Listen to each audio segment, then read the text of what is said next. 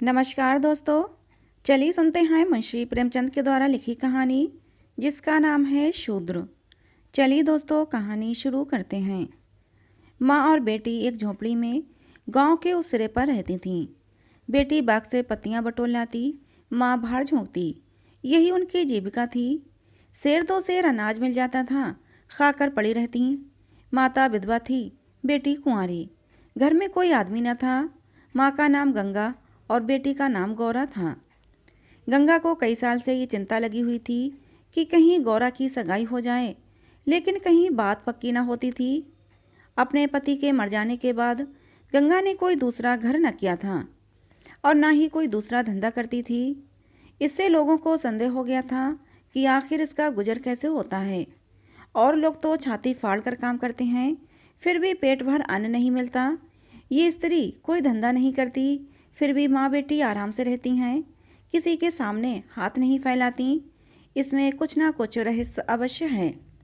धीरे धीरे ये संदेह और भी दृढ़ हो गया और अब तक जीवित था। बिरादरी में कोई गौरा से सगाई करने पर राजी न था। शूद्रों की बिरादरी बहुत छोटी होती है, 10-5 कोस से अधिक उनका क्षेत्र नहीं होता। इसलिए एक दूसरे के गुण दोष किसी से छिपे नहीं रहते, उन पर पर्दा ही डाला जा सकता है। इस भ्रांति को शांत करने के लिए माँ ने बेटी के साथ कई तीर्थ यात्राएं की, उड़ीसा तक हो आई, लेकिन संदेह न मिटा। गौरा युवती थी, सुंदरी थी, पर उसे किसी ने कुएं पर या खेतों में हंसते बोलते नहीं देखा। उसकी निगाह कभी ऊपर उठती ही न थी, लेकिन ये बातें भी संदेह को और पुष्ट करती थीं। यूं ही दिन गुजरते जाते थे। बुढ़िया दिनों दिन चिंता से घुल रही थी। उधर सुंदरी की मुख छवि दिनों दिन निहरती जाती थी, कली खिलकर फूल हो रही थी। एक दिन एक परदेसी गांव से होकर निकला, 10-12 कोस से आ रहा था। नौकरी की खोज में कलकत्ता जा रहा था। रात हो गई। किसी कहार का घर पूछता हुआ गंगा के घर आया। गंगा ने उसका खूब आदर सत्कार किया, उसके लिए गेहूं का आटा लाई, घर से बर्तन निकाल कर दिए। कहार ने पकाया, खाया, लेटा और बातें होने लगीं। सगाई की चर्चा छिड़ गई। कहार जवान था। गौरा पर निगाह पड़ी, उसका रंग ढंग देखा, उसकी सजल छवि आंखों में खूब गई। सगाई करने पर राजी हो गया। लौटकर घर गया, 2-4 गहने अपनी बहन के यहाँ से लाया। गांव के बजाज ने कपड़े उधार दे दिए। 2-4 भाई बंधों के साथ सगाई करने आ पहुंचा।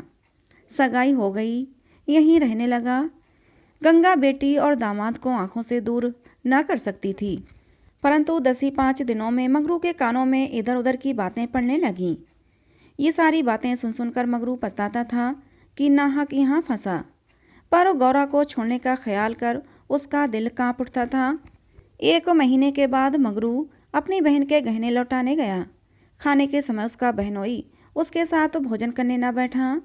बहनोई से पूछा, क्या हुआ, तुम क्यों नहीं आते? बहनोई बोला, तुम खा लो, मैं फिर खा लूँगा। मंगरू, बात क्या है, तुम खाने क्यों नहीं आते? बहनोई, जब तक पंचायत ना होगी मैं तुम्हारे साथ कैसे खा सकता हूँ?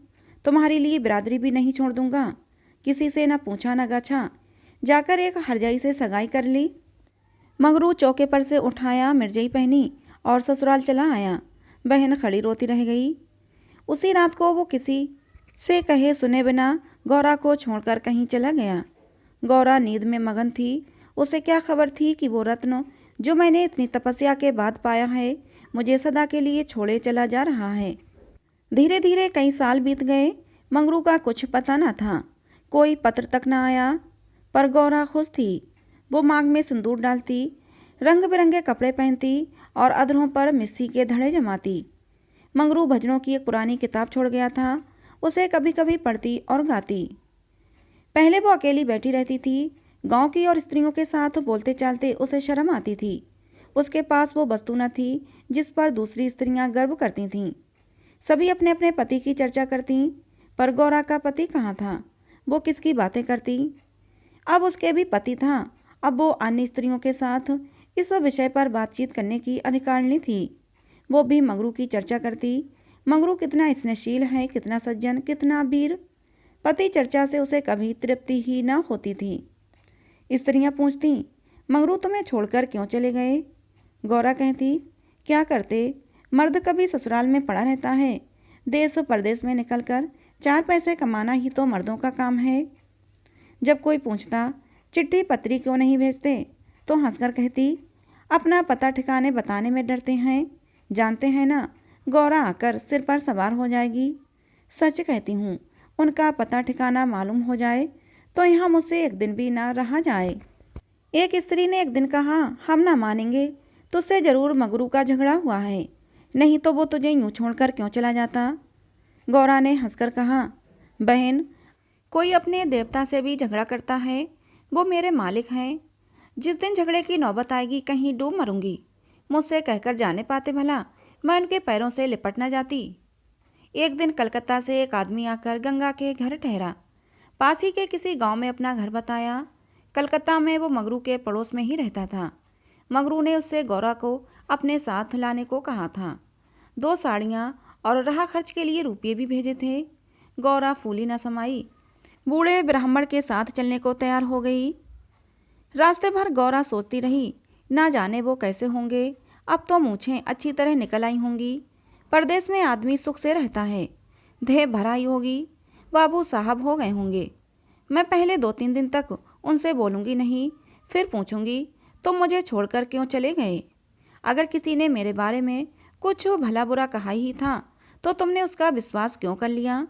तुम अपनी आंखों से न देखकर दूसरों के कहने पर क्यों गए। मैं भली हूँ या बुरी हूँ तो तुम्हारी। तुमने मुझे इतने दिनों रुलाया क्यों तुम्हारे बारे में। अगर इसी तरह कोई मुझसे कुछ कहता तो क्या मैं तुमको छोड़ देती। जब तुमने मेरी बाँह पकड़ ली तो तुम मेरे हो गए। फिर तुम में लाख ऐब हों मेरी भला से, फिर तुम मुझे छोड़कर क्यों भागे। क्या समझते थे भागना सहज है। आखिर झक मारकर बुलाया कि नहीं। कैसे न बुलाते। मैंने तो तुम्हारे ऊपर दया की कि चली आई, नहीं तो कह देती कि मैं ऐसे निर्दयी के पास नहीं जाती तो तुम आप दौड़े आते। वो बार बार बूढ़े ब्राह्मण से पूछती अब वो कितनी दूर है, क्या धरती के छोर पर रहते हैं। और भी कितनी ही बातें वो पूछना चाहती थी, लेकिन संकोच के कारण पूछ न सकती थी। मन ही मन अनुमान करके अपने को संतुष्ट कर लेती थी। उनका मकान बड़ा सा होगा, शहर में लोग पक्के घरों में रहते हैं। जब उनका साहब इतना मानता है तो नौकर भी होगा। मैं नौकर को भगा दूंगी, दिन भर पड़े पड़े क्या करूंगी। बीच बीच में उसे घर की याद भी आती थी। बेचारी अम्मा रोती होंगी। अब उन्हें घर का सारा काम अकेले ही करना पड़ता होगा। ना जाने बकरियों को चराने ले जाती हैं या नहीं। बेचारी दिन भर में करती होंगी। मैं अपनी बकरियों के लिए महीने महीने रुपये भेजूंगी। जब कलकत्ता से लौटूंगी तब सबके लिए साड़ियाँ लाऊंगी। तब वो खाली हाथ थोड़ी लौटूंगी। मेरे पास बहुत सा असबाब होगा, सबके लिए कोई ना कोई सौगात जरूर लाऊंगी। तब तक तो बहुत सारी बकरियां भी हो जाएंगी। यही सुख स्वप्न देखते देखते गौरा ने सारा रास्ता काट दिया। पगली क्या जानती थी कि मेरे मन कुछ और, कर्ता के मन कुछ और। क्या जानती थी कि बूढ़े ब्राह्मण के भेष में पिशाच होते हैं। मन की मिठाई खाने में मगन थी। तीसरे दिन गाड़ी कलकत्ता पहुंची। गौरा की छाती धक धक करने लगी। वो यहीं कहीं खड़े होंगे, अब आते ही होंगे, ये सोचकर उसने घूंघट निकाल लिया और संभल बैठी। मगर मगरू वहाँ दिखाई न दिया। बूढ़ा ब्राह्मण बोला, मगरू तो यहाँ कहीं दिखाई नहीं देता। मैं चारों ओर छान आया, शायद किसी काम में लग गया होगा, आने की छुट्टी ना मिली होगी। मालूम भी तो न था कि हम लोग किस गाड़ी से आ रहे हैं। चलो उनकी राह क्यों देखें, चलो हम डेरे पर चलते हैं। दोनों गाड़ी पर बैठकर चले। गौरा कभी तांगे पर सवार न हुई थी। उसे गर्व हो रहा था कि कितने ही बाबू लोग पैदल जा रहे हैं और मैं तांगे पर बैठी हूँ।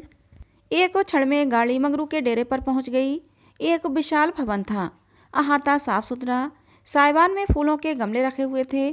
ऊपर चढ़ने लगी विस्मय, आनंद और आशा से। उसे अपनी सुधि ही न थी। इतना बड़ा महल ये उनका ही है, किराया बहुत देना पड़ता होगा। रुपयों को तो वो कुछ समझते ही नहीं। उसका हृदय धड़क रहा था कि कहीं मगरू ऊपर से उतरते ना आ रहे हों। भगवान करे वो पड़े पड़े सो रहे हों, मैं जाकर जगाऊं और मुझे देखते ही हड़बड़ा कर उठ बैठें। आखिर सीढ़ियों का अंत हुआ। ऊपर एक कमरे में गौरा को ले जाकर ब्राह्मण देवता ने बैठा दिया। यही मगरू का डेरा था। मगर मगरू यहाँ भी नदारद। कोठरी में केवल एक खाट पड़ी हुई थी। एक किनारे 2-4 बर्तन रखे हुए थे। यही उनकी कोठरी है। तो मकान किसी दूसरे का है। उन्होंने ये कोठरी किराए पर ली होगी। मालूम होता है रात को बाजार में पूरियां खाकर सो रहे होंगे। यही उनके सोने की खाट है। एक किनारे घड़ा रखा हुआ था। गौरा को मारे प्यास के तालू सूख रहा था। घड़े से पानी पिया। एक किनारे पर एक झाड़ू रखा था। गौरा रास्ते की थकी थी, मगर फिर भी उसने कोठरी में झाड़ू लगाई, बर्तनों को धोकर रखा। कोठरी की एक एक वस्तु, यहाँ तक कि उसके फर्श और दीवारों में भी उसे आत्मीयता की झलक दिखाई देती थी। उस घर में भी, जहाँ उसे अपने जीवन के 25 वर्ष काटे थे, उसे अधिकार का ऐसा गौरवयुक्त आनंद प्राप्त न हुआ था। मगर उस कोठरी में बैठे बैठे उसे संध्या हो गई, मगर मंगरू का कहीं पता नहीं। अब छुट्टी मिली होगी। सांझ को सब जगह छुट्टी होती है। अब वो आ रहे होंगे। धीरे धीरे अंधेरा हो गया। कोठरी में दीपक न था। गौरा द्वार पर खड़ी पति की बाट देख रही थी। 9 बजे बूढ़े बाबा आए। गौरा ने समझा मंगरू है। झटपट कोठरी के बाहर निकल आई। देखा तो ब्राह्मण। बोली, वो कहाँ रह गए? बूढ़ा बोला, उनकी तो यहाँ से बदली हो गई। दफ्तर में गया था तो मालूम हुआ कि वो अपने साहब के साथ यहाँ से कोई 8 दिन की राह पर चले गए। उन्होंने साहब से बहुत हाथ पैर जोड़े कि मुझे 10 दिन की मोहलत दे दो, लेकिन साहब ने एक न मानी। मगर मंगरू यहाँ के लोगों से कह गए हैं कि घर के लोग आएँ तो मेरे पास भेज देना। अपना पता दे गए हैं। कल मैं तुम्हें यहाँ से जहाज़ पर बैठा दूंगा। उस जहाज़ पर हमारे देश के और भी बहुत से लोग होंगे, इसलिए मार्ग में कोई कष्ट ना होगा। गौरा ने पूछा, कै दिन में जहाज़ पहुँचेगा? बूढ़ा बोला, 8-10 दिन से कम न लगेंगे। मगर घबराने की कोई बात नहीं। तुम्हें किसी बात की तकलीफ ना होगी। अब तक गौरा को अपने गांव लौटने की आशा थी। कभी न कभी वो अपने पति को यहाँ से अवश्य खींच ले जाएगी। लेकिन जहाज़ पर बैठकर उसे ऐसा मालूम हुआ कि अब फिर माता को न देख सकूंगी, फिर गांव के दर्शन न होंगे। देर तक घाट पर खड़ी रोती रही। जहाज और समुद्र को देखकर उसको भय लग रहा था। हृदय दहला जाता था। शाम को जहाज खुला। उस समय गौरा का हृदय एक अक्षय भय से चंचल हो उठा। थोड़ी देर के लिए नैराश ने उस पर अपना आतंक जमा लिया। न जाने किस देश जा रही हूँ, उनसे भेंट भी होगी या नहीं, उन्हें कहाँ ढूंढूंगी, उनका कोई पता ठिकाना भी तो नहीं। बार बार पछताती थी कि एक दिन पहले क्यों ना चली आई। कलकत्ता में भेंट हो जाती तो मैं उन्हें वहाँ कभी ना जाने देती। जहाज पर और कितने ही मुसाफिर थे। कुछ स्त्रियाँ भी थीं। उनमें बराबर गाली गलौज होती रहती थीं। इसलिए गौरा को उनसे बातें करने की इच्छा न होती थी। केवल एक स्त्री उदास दिखाई देती थी। गौरा ने उससे पूछा, तुम कहाँ जाती हो बहन? उस स्त्री की बड़ी बड़ी आंखें सजल हो गईं। बोली, क्या बताऊं बहन, कहाँ जा रही हूँ? जहाँ भाग्य लिए जाता है वहीं चली जाऊंगी। तुम कहाँ जाती हो? गौरा बोली, मैं तो अपने मालिक के पास जा रही हूँ। ये जहाज कहाँ रुकेगा? स्त्री, अरे बहन, कहीं तुम्हें भी तो कोई बहका कर नहीं लाया? तुम घर से किसके साथ आई हो? गौरा बोली, मेरे आदमी ने कलकत्ता से आदमी भेजकर मुझे बुलाया है। स्त्री, वो आदमी तुम्हारी जान पहचान का था? गौरा, नहीं, उस तरफ का बूढ़ा ब्राह्मण था। स्त्री, वही लंबा सा दुबला पतला जिसकी एक आंख में फुली पड़ी है? गौरा, हाँ हाँ वही। क्या तुम उसे जानती हो? स्त्री बोली, उसी दुष्ट ने तो मेरा भी सर्वनाश किया। ईश्वर करे उसकी 7 पुश्तें नरक भोगें, उसका निर्वश हो जाए, कोई पानी देने वाला भी ना रहे, कोड़ी होकर मरे। मैं अपनी कहानी सुनाऊं तो तुम समझोगी कि झूठी है, किसी को विश्वास ना आएगा। मगर क्या कहूँ, बस यही समझ लो कि इसके कारण मैं घर की रही न घाट की, किसी को मुंह नहीं दिखा सकती। मिर्च के देश जा रही हूँ, वहीं मेहनत मजदूरी करके जीवन के दिन काटूंगी। गौरा के प्राण नहों में समा गए। मालूम हुआ जहाज अथाह जल में डूबा जा रहा है। समझ गई बूढ़े ब्राह्मण ने दगा की। अपने गांव में सुना करती थी कि गरीब लोग मिर्च में भर्ती होने के लिए जाया करते हैं, मगर वो वहाँ जाता है तो फिर कभी लौट कर वापस नहीं आता। हे भगवान, तुमने मुझे किस पाप का ये दंड दिया? बोली, ये सब क्यों लोगों को इस तरह छलकर मिर्च भेजते हैं? स्त्री, रुपये के लोभ से, और किस लिए? गौरा, क्या इन्हें रुपये मिलते हैं? गौरा सोचने लगी, अब क्या करूं? ये आशा ये आशा नौका जिस पर वो बैठी हुई चली जा रही थी टूट गई थी और अब समुद्र की लहरों के सिवा उसकी रक्षा करने वाला कोई न था। उसे अपनी माता और गांव की सहेलियों की याद आने लगी। दिल में बार बार टीस हो रही थी और रोए जा रही थी। अगर मुझे यही यातना देनी थी तो तुमने मुझे जन्म ही क्यों दिया भगवान? तुम्हें दुखिया पर दया नहीं आती? जो पिसे हुए हैं उन्हीं को पीसते हो। करुण स्वर से बोली। तो अब क्या करना होगा बहन? स्त्री। ये तो वहां जाकर ही मालूम होगा।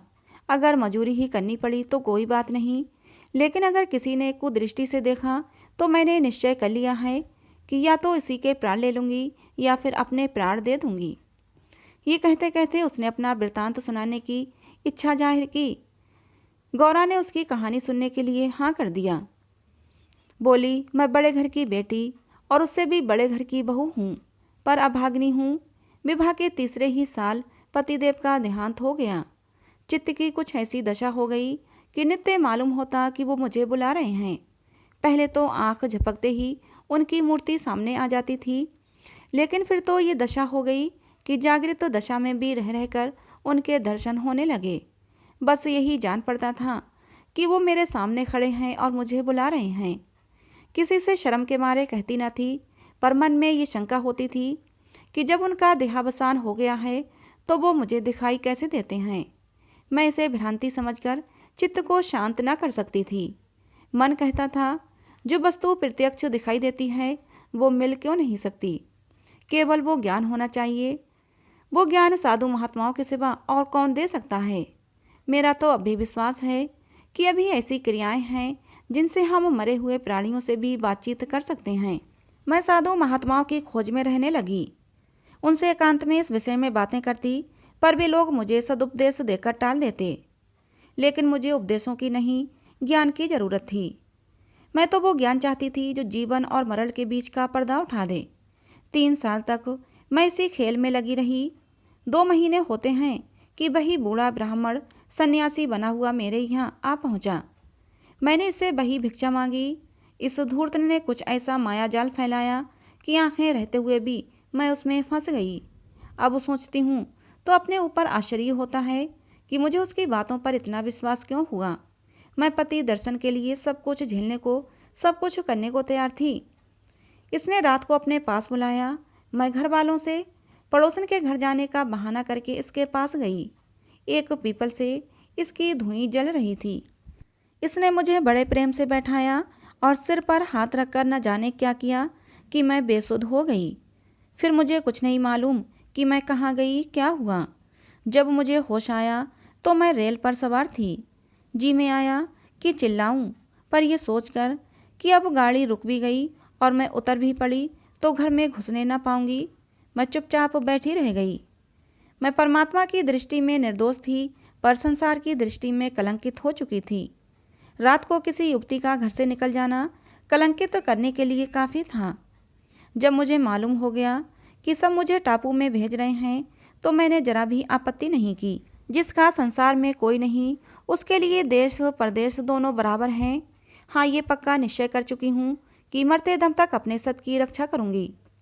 गौरा ने सोचा, इस स्त्री में कितना धैर्य और साहस है, फिर मैं क्यों इतनी कातर और निराश हो रही हूँ। जब जीवन की अभिलाषाओं का अंत हो गया तो जीवन के अंत का क्या डर। बोली, बहन, हम और तुम एक जगह रहेंगी, मुझे तो अब तुम्हारा ही भरोसा है। स्त्री ने कहा, भगवान का भरोसा रखो और मरने से मत डरो। सघन अंधकार छाया हुआ था। ऊपर काला आकाश था, नीचे काला जल। गौरा आकाश की ओर ताक रही थी, उसकी संगिनी जल की ओर। जहाज से उतरते ही एक आदमी ने यात्रियों के नाम लिखने शुरू किए। इसका पहनावा तो अंग्रेजी था, पर बातचीत से हिंदुस्तानी मालूम होता था। गौरा सिर झुकाए अपनी संगिनी के पीछे खड़ी थी। उस आदमी की आवाज़ सुनकर वो चौंक पड़ी। उसने दबी आंखों से उसको देखा। उसके समस्त शरीर में सनसनी दौड़ गई। क्या स्वप्न तो नहीं देख रही हूँ? आंखों पर विश्वास न आया। फिर उस पर निगाह डाली। उसकी छाती बेग से धड़कने लगी, पैर थरथर कांपने लगे। ऐसा मालूम होने लगा मानो चारों ओर जल ही जल है और उसमें वो बही जा रही है। उसने अपनी संगिनी का हाथ पकड़ लिया, नहीं तो जमीन में गिर पड़ती। उसके सम्मुख वही पुरुष खड़ा था जो उसका प्राणधार था और जिससे इस जीवन में भेंट होने की उसे लेश मात्र भी आशा न थी। यह मंगरू था, इसमें जरा भी संदेह न था। हाँ, उसकी सूरत बदल गई थी। यौवन काल का वो कांतिमय साहस सदैव छवि नाम को भी न थी। बाल खिचड़ी हो गए थे, गाल पिचक गए थे, आंखें लाल कुवासना और कठोरता से झलक रही थीं। पर वो मंगरू ही था। गौरा के जी में प्रबल इच्छा हुई कि स्वामी के पैरों में गिर पड़े। चिल्लाने को जी चाहा, पर संकोच ने मन को रोका। बूढ़े ब्राह्मण ने ठीक कहा था, स्वामी ने अवश्य मुझे बुलाया है और आने से पहले यहाँ चले आए। उसने अपनी संगनी के कान में कहा, बहन, तुम उस ब्राह्मण को व्यर्थ ही बुरा कह रही थी। यही तो मेरे स्वामी हैं जो यात्रियों के नाम लिख रहे हैं। स्त्री, सच खूब पहचानी हो। गौरा, बहन, क्या इसमें भी संदेह हो सकता है? स्त्री, तब तो तुम्हारे भाग जग गए, मेरी भी सुधि रखना। गौरा, भला बहन, ऐसा हो सकता है कि तुम्हें यहाँ अकेला छोड़ दूँ? मंगरू यात्रियों से बात बात पर बिगड़ता था, बात बात पर गालियाँ देता। कई आदमियों को ठोकर मारी और कई को केवल गांव और जिले का नाम न बता सकने के कारण धक्का देकर गिरा दिया। गौरा मन ही मन गढ़ी जाती थी। साथ ही अपने स्वामी के अधिकार पर उसे गर्व भी हो रहा था। आखिर मंगरू उसके सामने आकर खड़ा हो गया और कुचेष्टापूर्ण नेत्रों से देखकर बोला, तुम्हारा क्या नाम है? गौरा बोली, गौरा। मंगरू चौंक पड़ा, फिर बोला, घर कहाँ है? मदनपुर, जिला बनारस। ये कहते कहते हंसी आ गई। मंगरू ने अब की ओर उसकी ध्यान से देखा, तब लपक कर उसका हाथ पकड़ लिया और बोला, गौरा, तुम यहाँ कहाँ? मुझे पहचानती हो? गौरा रो रही थी, मुंह से बात न निकली। मंगरू फिर बोला, तुम यहाँ कैसे आई? गौरा खड़ी हो गई, आंसू पोंछ डाले और मंगरू की ओर देखकर बोली, तुम्ही ने तो बुलावा भेजा था। मंगरू बोला, मैं तो 7 साल से यहाँ हूँ। तो तुमने उस बूढ़े ब्राह्मण को मुझे लाने नहीं भेजा था? मंगरू, कह तो रहा हूँ, मैं 7 साल से यहाँ हूँ, मरने पर ही यहाँ से जाऊँगा। भला तुम्हें क्या बुलाता? गौरा को मंगरू से इस निष्ठुरता की आशा न थी। उसने सोचा, अगर ये सत्य भी हो कि इन्होंने मुझे नहीं बुलाया तो भी इन्हें मेरा यूं अपमान न करना चाहिए था। क्या वो समझते हैं कि मैं इनकी रोटियों पर आई हूँ? ये तो इतने ओछे स्वभाव के कभी न थे। शायद दर्जा पाकर इन्हें घमंड हो गया है। नारी सुलभ हो अभिमान से गर्दन उठाकर उसने कहा, तुम्हारी इच्छा हो तो अब यहाँ से लौट जाऊँ, तुम्हारे ऊपर भार बनना नहीं चाहती। मंगरू कुछ लज्जित होकर बोला, अब तुम यहाँ से लौट कर नहीं जा सकती गौरा, यहाँ आकर बिरला ही कोई लौटता है। ये कहकर वो कुछ देर चिंता में खड़ा रहा, मानो संकट में पड़ा हुआ हो कि क्या करना चाहिए। उसकी कठोर मुखाकृति पर दीनता का रंग छलक पड़ा। तब वो कातर स्वर में बोला, जब आ ही गई हो तो रहो, जैसी कुछ पड़ेगी देखी जाएगी। गौरा, जहाज फिर कब लौटेगा? मंगरू, तुम यहाँ से 5 बरस से पहले नहीं जा सकती। गौरा, क्यों, क्या कुछ जबरदस्ती है? मंगरू, हाँ, यहाँ का यही हुक्म है। गौरा, तो फिर मैं अलग मजूरी करके अपना पेट पालूंगी। मंगरू ने सजल नेत्र होकर कहा, जब तक मैं जीता हूँ तुम मुझसे अलग नहीं रह सकती। गौरा, तुम्हारे ऊपर भार बनकर ना रहूँगी।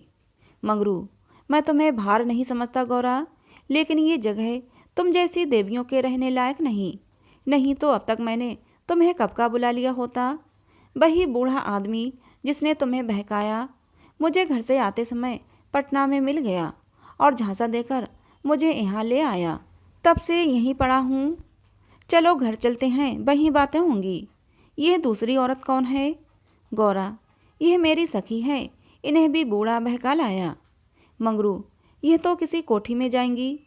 इन सब आदमियों की बाँट होगी, जिसके हिस्से में जितने आदमी आएंगे उतने हर एक कोठी में भेजे जाएंगे। गौरा, ये तो मेरे साथ रहना चाहती हैं। मंगरू, अच्छी बात है, इन्हें भी लेती चलो। यात्रियों के नाम तो लिखे ही जा चुके थे। मंगरू ने उन्हें एक चपरासी को सौंपकर दोनों औरतों के साथ घर की राह ली। दोनों ओर सघन वृक्षों की कतारें थीं। जहाँ तक निगाह जाती थी ऊख ही ऊख दिखाई देती थी। मंगरू भूमि की ओर ताकता सिर झुकाए संदिग्ध चाल से चला जा रहा था। मानो मन ही मन कोई समस्या को हल कर रहा हो। थोड़ी ही दूर गए थे कि सामने से दो आदमी आते हुए दिखाई दिए। पास आकर दोनों रुक गए और बोले, मगरू, इनमें से एक हमारी है। दूसरा बोला, और दूसरा मेरी।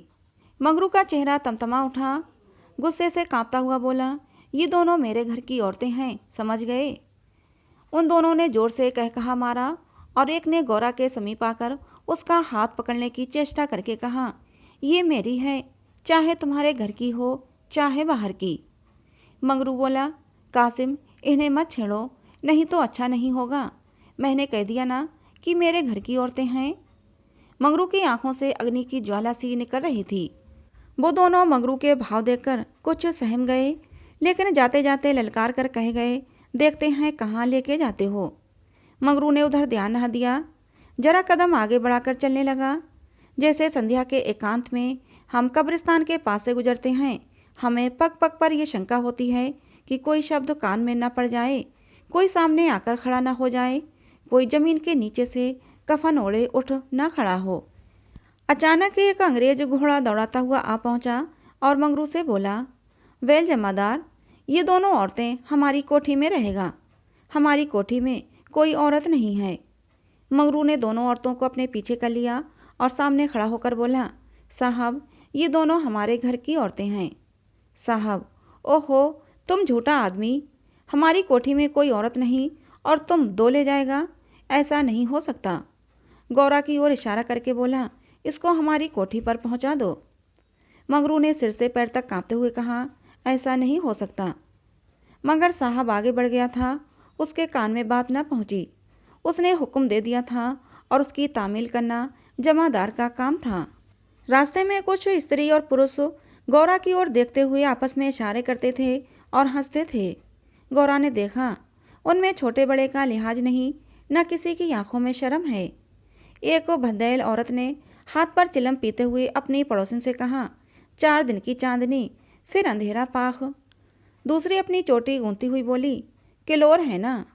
मगरू दिन भर द्वार पर बैठा रहा, मानो कोई किसान अपने मटर के खेत की रखवाली कर रहा हो। कोठरी में दोनों स्त्रियां बैठी अपने नसीबों को रो रही थीं। इतनी देर में दोनों को यहाँ की दशा का परिचय करा दिया गया था। दोनों भूखी प्यासी बैठी थीं।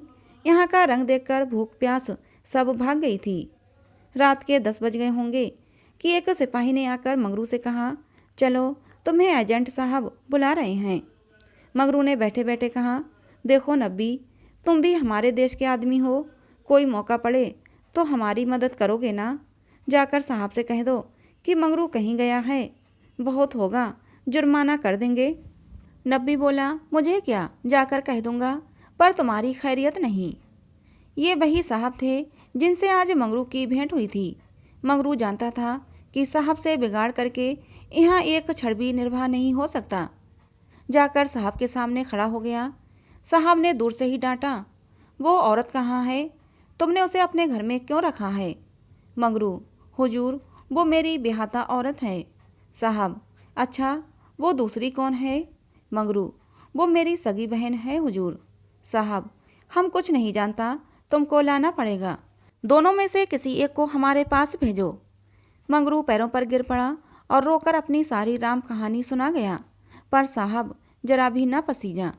अंत में बोला, हुजूर, वो दूसरी औरतों की तरह नहीं है, अगर यहाँ आ भी गई तो प्राण दे देगी। साहब ने हंसकर कहा, ओ, जान देना इतना आसान नहीं। नब्बी, मगरू, अपनी दाव क्यों रोते हो, तुम हमारे घर नहीं घुसते थे, अब भी जब घात पाते हो जा पहुँचते हो, अब क्यों रोते हो। एजेंट बोला, ओ, ये बदमाश है, अभी जाकर लाओ, नहीं तो हम तुमको हंटरों से पीटेगा। मगरू, हुजूर, जितना चाहे पीट लें, मगर मुझसे ये काम करने को ना कहें, मैं जीते जी ये काम नहीं कर सकता। एजेंट, 101 हंटर मारेगा। मगरू, हुजूर, 1000 हंटर मार लें, लेकिन मेरी घर की औरतों से ना बोलें।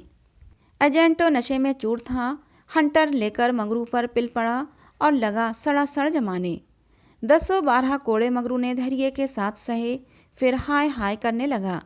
देह की खाल फट गई थी और मांस पर चाबुक पड़ता था तो बहुत जब्त करने पर भी कंठ से ध्वनि निकल ही आती थी। रात के 10 बज गए थे। चारों ओर सन्नाटा छाया हुआ था और उस नीरव अंधकार में मगरू का करुण विलाप किसी पक्षी की भांति आकाश में मंडरा रहा था। वृक्षों के समूह भी हतबुद्धि से खड़े मौन रोदन की मूर्ति बने हुए थे। यह पाषाण हृदय लंपट विवेक शून्य जमादार इस समय एक अपरिचित स्त्री के सतीत्व की रक्षा के लिए अपने प्राण तक देने को तैयार था, केवल इस नाते कि यह उसकी पत्नी की संगिनी थी। वो समस्त संसार की नज़रों में गिरना गवारा कर सकता था, पर अपनी पत्नी की भक्ति पर अखंड राज्य करना चाहता था। इसमें अणुमात्र की भी कमी उसके लिए असहाय थी। ब्राह्मणी तो जमीन पर ही सो गई थी, पर गौरा बैठी पति की बाट जोह रही थी। अभी तक वो उससे कोई बात नहीं कर सकी थी। 7 वर्षों की विपत्ति कथा कहने और सुनने के लिए बहुत समय की जरूरत थी, और रात के सिवा वो समय फिर कब मिल सकता था। उसे ब्राह्मणी पर कुछ क्रोध सा हो आया कि क्यों मेरे गले का हार हुई, इसी के कारण तो वो घर में नहीं आ रहे। एकाएक वो किसी का रोना सुनकर चौंक पड़ी। भगवान, इतनी रात गए, कौन धुक्का मारा रो रहा है? अवश्य कोई मर गया है। वो उठकर द्वार पर आई और यह अनुमान करके कि मगरू यहाँ बैठा हुआ है, बोली, कौन रो रहा है, जरा देखो तो। लेकिन जब कोई जवाब न मिला तो वो स्वयं कान लगाकर सुनने लगी। सहसा उसका कलेजा धक से हो गया। तो ये उन्हीं की आवाज़ है। अब आवाज़ साफ सुनाई दे रही थी। मगरू की ही आवाज़ थी। वो द्वार के बाहर निकल आई। उसके सामने एक गोली के अम्पे पर एजेंट का बंगला था। उसी तरफ से आवाज़ आ रही थी। वो खड़ी ना रह सकी, पूरी शक्ति से उस बंगले की ओर दौड़ी। एक क्षण में वो फाटक पर पहुंच गई। फाटक बंद था। उसने जोर से फाटक पर धक्का मारा, लेकिन फाटक ना खुला, और कई बार जोर जोर से पुकारने पर भी कोई बाहर ना निकला। तो वो फाटक के जंगलों पर पैर रखकर भीतर कूद पड़ी, और उस पार जाते ही उसने एक रोमांचकारी दृश्य देखा। मंगरू नंगे बदन बरामदे में खड़ा था और एक अंग्रेज उसे हंटरों से मार रहा था। गौरा की आंखों के सामने अंधेरा छा गया। वो एक छलांग में साहब के सामने जाकर खड़ी हो गई और मंगरू को अपने अक्षय प्रेम सबल हाथों से ढककर बोली, सरकार, दया करो, इनके बदले मुझे जितना चाहे उतना मार लो। एजेंट ने हाथ रोक लिया और उन्मत्त की भांति गौरा की ओर कई कदम आकर बोला, हम इसको छोड़ दें तो तुम मेरे पास रहेगा। मंगरू के नथने फड़कने लगे। ये पामर नीच अंग्रेज मेरी पत्नी से इस तरह की बातें कर रहा है। अब तक वो जिस अमूल्य रत्न की रक्षा के लिए इतनी यातनाएं सह रहा था, वही वस्तु साहब के हाथों में चली जा रही है, और ये असहाय था। उसने चाहा कि लपक कर साहब की गर्दन पर चढ़ बैठूं। जो कुछ होना है हो जाए। यह अपमान सहने के बाद जीकर भी क्या करूँगा। लेकिन नब्बी ने उसे तुरंत तो पकड़ लिया और कई आदमियों को बुलाकर उसके हाथ पांव बांध दिए। मंगरू भूमि पर पड़ा छटपटाने लगा। गौरा रोती हुई साहब के पैरों पर गिर पड़ी। हुजूर, इन्हें छोड़ दें, मुझ पर दया करें। एजेंट बोला, तुम हमारे पास रहेगा। गौरा ने खून का घूंट पीकर कहा, हाँ रहूँगी। बाहर मंगरू बरामदे में पड़ा करहा रहा था। उसकी देह में सूजन थी और घाव में जलन। सारे अंग जकड़ गए थे, हिलने की भी शक्ति न थी। हवा घाव में शर के समान चुभती थी, लेकिन ये व्यथा वो सह सकता था। असहाय तो ये था कि साहब गौरा के साथ इसी घर में विहार कर रहा है और मैं कुछ नहीं कर सकता। उसे अपनी पीड़ा भूल सी गई थी। कान लगाए सुन रहा था कि उनकी बातों की भनक कानों में पड़ जाए। देखूं तो क्या बातें हो रही हैं। गौरा अवश्य चिल्लाएगी, भागेगी और साहब उसके पीछे दौड़ेगा। अगर मुझसे उठा जाता तो उस वक्त तो उस एजेंट को खोद कर गाड़ ही देता। लेकिन बड़ी देर हो गई। ना तो गौरा चिल्लाई, ना बंगले से निकलकर भागी। वो उस सजे सजाए कमरे में साहब के साथ बैठी सोच रही थी, क्या इसमें तनिक भी दया नहीं। मंगरू का पीड़ा क्रंदन सुन सुनकर उसके हृदय के टुकड़े हुए जाते थे। क्या इसके अपने भाई बंधु माँ बहन नहीं हैं? माता यहाँ होती तो उसे इतना अत्याचार न करने देती। मेरी अम्मा लड़कों पर कितना बिगड़ती थीं जब वो किसी को पेड़ पर ढेले चलाते देखती थीं। पेड़ में भी प्राण होते हैं। क्या इसकी माता इसे एक आदमी के प्राण लेते देखकर भी इसे मना न करती। साहब शराब पी रहा था और गौरा गोश्त तो काटने का छुरा हाथ में लिए बैठी थी। सहसा गौरा की निगाह एक चित्र की ओर गई। उसमें एक औरत बैठी हुई थी। गौरा ने पूछा, साहब यह किसकी तस्वीर है? साहब ने शराब के गिलास को मेज पर रखकर कहा, ये हमारी खुदा की माँ मरियम है। गौरा, बड़ी अच्छी तस्वीर है। क्यों साहब, तुम्हारी माँ तो जीती है या नहीं? साहब बोला, वो मर गया। जब हम यहाँ आया तो वो बीमार हो गया, हम उसको देख भी ना सका। साहब के मुखमंडल पर करुणा की झलक दिखाई दी। गौरा बोली, तब तो उन्हें बड़ा दुख हुआ होगा। तुम्हें अपनी माता का प्यार नहीं था, वो रो रो कर मर गई और तुम देखने भी नहीं गए, तभी तुम्हारा दिल इतना कड़ा है। साहब, नहीं नहीं, हम अपनी माता को बहुत चाहता था। वैसी औरत दुनिया में और ना होगी। हमारा बाप हमको बहुत छोटा सा छोड़कर मर गया था। हमारी माँ ने कोयले की खान में मजूरी करके हमको पाला। गौरा, तब तो वो देवी थी। इतनी गरीबी का दुख सहकर भी तुम्हें दूसरों पर तरस नहीं आता? क्या वो दया की देवी तुम्हारी बेदर्दी देखकर दुखी न होती होंगी? उनकी कोई तस्वीर तुम्हारे पास है? साहब, ओ हमारे पास उनके कई फ़ोटो हैं। देखो, वो उन्हीं की तस्वीर है, वो दीवार पर। गौरा ने पास जाकर तस्वीर देखी और करुण स्वर में बोली, सचमुच देवी थीं। दया की देवी, वो तुम्हें कभी मारती थी कि नहीं? मैं तो जानती हूँ कि वो कभी किसी पर ना बिगड़ती होंगी। बिल्कुल दया की मूर्ति लग रही हैं। साहब, ओ मामा, हमको कभी नहीं मारता था। वो बहुत गरीब था, पर अपने कमाई में कुछ ना कुछ जरूर खैरात करता था। किसी बेबाप के बाग को देखकर उसकी आंखों में आंसू आ जाते थे। वो बहुत ही दयावान था। गौरा ने तिरस्कार के स्वर में कहा, और उसी देवी के पुत्र होकर तुम इतने निर्दयी हो? क्या वो होती तो तुम्हें किसी को इस तरह हत्यारों की भांति मारने देती? वो स्वर्ग में रो रही होंगी। स्वर्ग और नरक तो तुम्हारे यहाँ भी होता होगा कि नहीं? ऐसी देवी के पुत्र तुम कैसे हो गए? गौरा मानवीय भावों से कितनी ही अनभिज्ञ हो, पर इतना जानती थी कि अपनी जननी के लिए प्रत्येक हृदय में, चाहे वो साधु हो या कसाई, आदर और प्रेम का एक कोना सुरक्षित रहता है। ऐसा भी कोई अभागा प्राणी है जिसे मात्र स्नेह की स्मृति थोड़ी देर के लिए रुला न देती हो, उसके हृदय के कोमल भाव को जगा न देती हो? साहब की आंखें डबडबा गई थीं।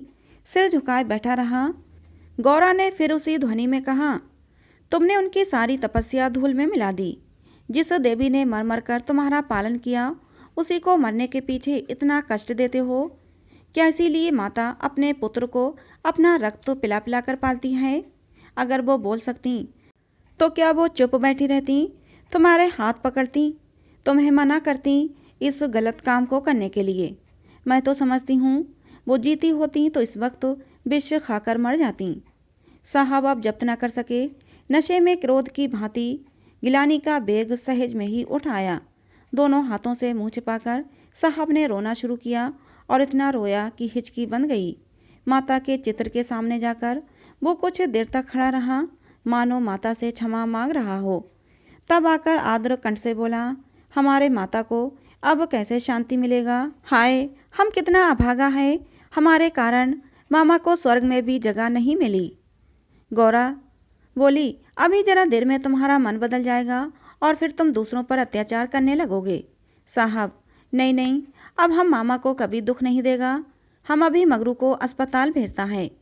रात को ही मगरू अस्पताल पहुंचा दिया गया। एजेंट खुद उसको अस्पताल पहुंचाने आया। गौरा भी उसके साथ थी। मगरू ने 3 दिन तक आंखें न खोलीं। गौरा तीनों दिन उसके पास बैठी रही। एक को क्षण के लिए भी वहाँ से न हटी। एजेंट भी कई बार हालचाल पूछने आया और हर दफ़ा गौरा से क्षमा मांगी। चौथे दिन मगरू ने आंखें खोलीं तो देखा गौरा सामने बैठी है।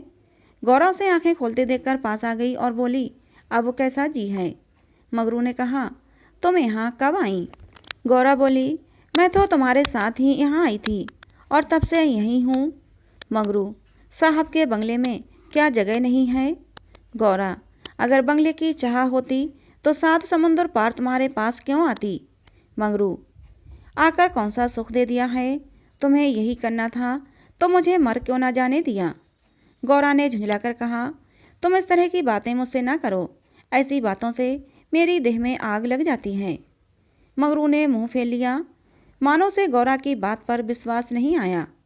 दिन भर गौरा मंगरू के पास बेदाना पानी खड़ी रही।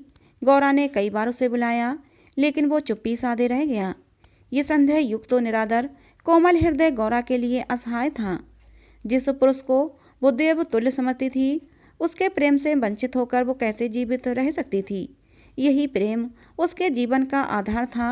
उसे खोकर अब वो अपना सर्वस्व खो चुकी थी। आधी रात से ज़्यादा बीत चुकी थी। मंगरू बेखबर सोया हुआ था। शायद वो कोई स्वप्न देख रहा था। गौरा ने उसके चरणों पर सिर रखा और अस्पताल से बाहर निकली।